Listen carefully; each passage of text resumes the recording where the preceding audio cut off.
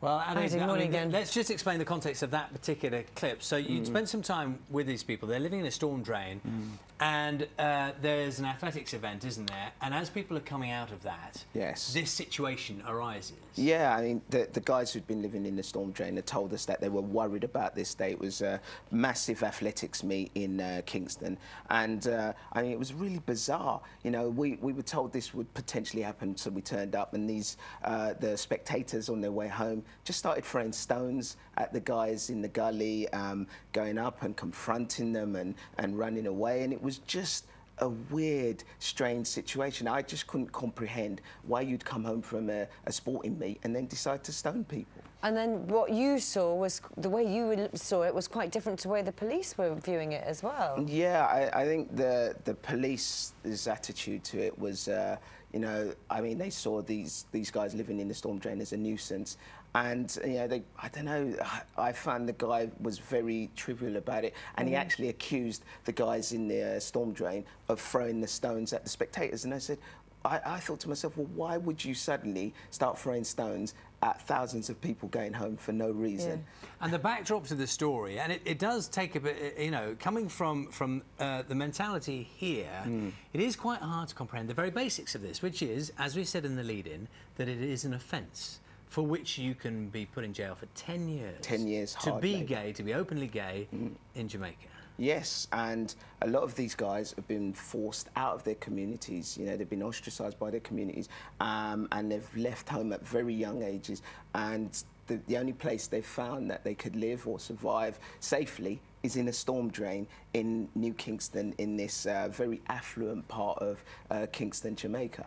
I can't remember who says it in the documentary, that they wish that the storm came and washed them all away. Yes, one of the deputy chief superintendents. So that's a deputy chief superintendent, and that's the attitude that they have. Well, I think they just saw them as a nuisance, and they see homosexuality almost like, in a way, as like it's a disease, and it's something they want these people to be out of sight and out of mind.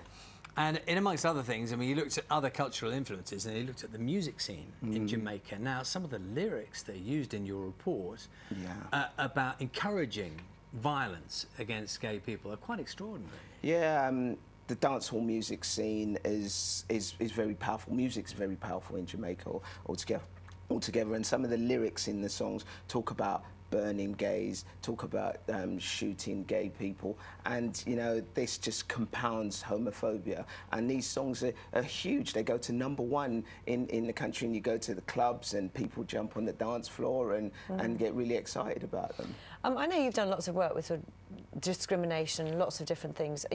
How shocking was it for you to see these attitudes? This was incredibly shocking. I mean, for me, when in the lead up to the story, I was thinking, really? People living in a drain? You know, in this day and age? You know, and then when I actually got down into this storm drain, it was disgusting. You know, human excrement everywhere, cockroaches and rats. And these guys are living there, drinking water from broken water pipes. And on one day, there was a massive flood, you know, and these walls are about 10 foot high down in this drain. And this, the drain just filled up to about 4 foot with water, and the current was just sending everything, you know, excrement, all of that, and the guys just flushing them down the drain. Well, one of the really depressing things about the report, my sense is that your bafflement at why everyone thinks it's okay to spend an evening chucking stones at gay people, it didn't make any impact at all. People are completely sure in their views that this is the right way to behave.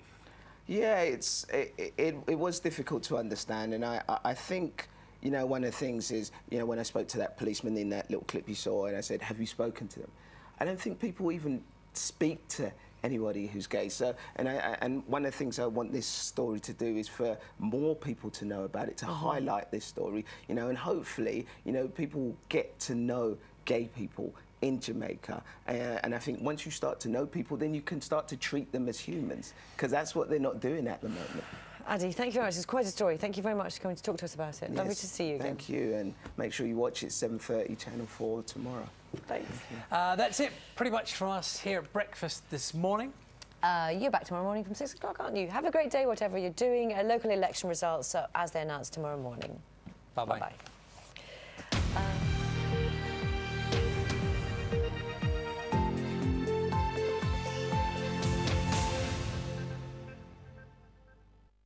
See The Hidden House in Hampshire.